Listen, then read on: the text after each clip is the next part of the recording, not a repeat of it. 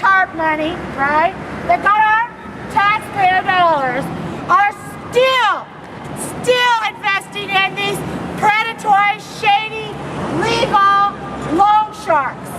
And we're not here, we're not going to go away until Bank of America and Wells Fargo, the two biggest ones, get out of the business of putting their monies into this business that exploits our people and traps them in a cycle of debt.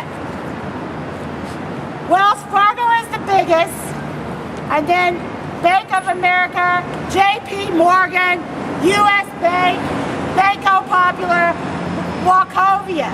These are all banks that if you bank in them, your money is going into these payday lenders. Yes. My name is Robin Akery. I'm the Executive Director of GROW Grassroots Organizing, and my family has been directly impacted by these payday predators. So today, GROW and our allies here wanted to expose the connection between Bank of America and these Wall Street banks and these predatory lenders that are exploiting our people in our communities. We gave the money to the feds, right? The feds gave the money to the big banks, these Wall Street banks, at 0% interest. Those big banks then invest in these predatory lenders to make buku monies, right, amount of money, and in turn we have to borrow our own freaking money back at over 400% interest. My name is Graham McCauley, and I'm a GROW Grassroots Organizing member. And unfortunately, from 2004 to 2005, I worked at a payday lending store. You're not talking loud. Not loud. Talk it up. Not loud. I can testify that in my experience, these loans are not designed as a short-term, one-time solution, as the companies like to say they are, but are instead designed to keep people trapped in a cycle of debt and to prey upon elderly, minority, and poor populations.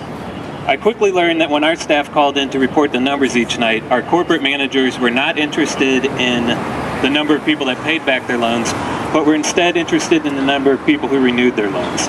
We were trained to push people toward bigger loans and encourage them to pay them back as slowly as possible so that the store could make the most money. It did not matter if customers had loans out at other payday lending stores or were living off small fixed incomes. Creditworthiness was not a big consideration. Much of our business came from making loans to people with living off Social Security and disability. We were required to come in early on the third day of every month, the day that Social Security and disability checks came out, so that we could beat people to the banks and take their money before they had a chance to. That ain't right. That ain't right. We would then call them up later and invite them to come back and take out another loan so that they could make it through the rest of the month. We were also required to go out to the homes and workplaces of people who had trouble paying back their loans, and we'd embarrass customers in front of their bosses and coworkers. We were instructed to make vague threats about legal action even when we had no intention of doing so. Although a customer could have paid back his or her original loan hundreds of times just in terms of interest, the store would harass them until they got every last cent ever loaned.